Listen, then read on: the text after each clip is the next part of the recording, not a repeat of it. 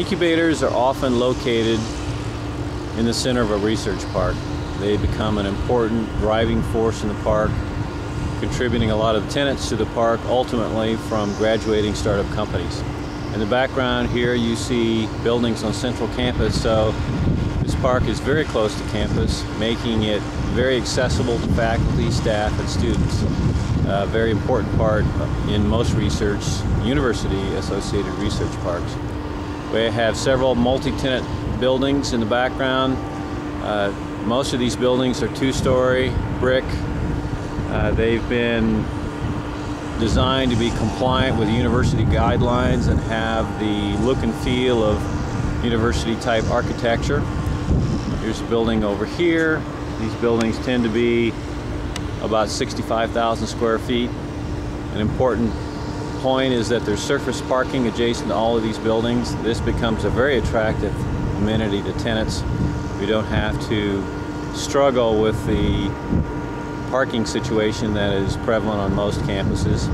You'll notice the quality of the landscaping, trying to make the park attractive and appealing to people so that they can take walks and relax during noon hours and break times.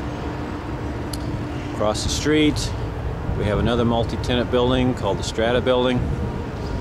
The Strata Building has probably close to 15 private companies and also some university departments.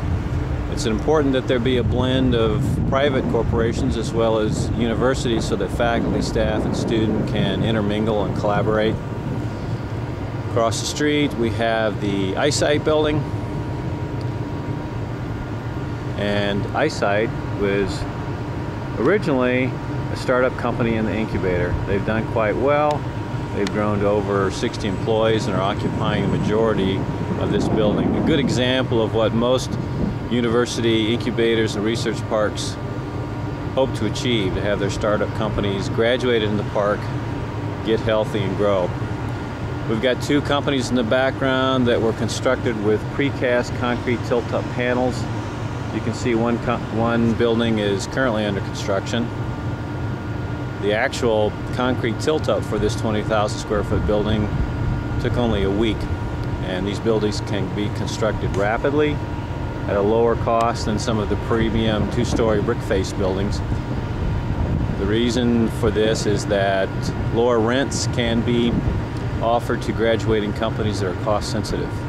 Next to these buildings is a daycare center. This is often a part of a research park, a part of the live, work, and play environment.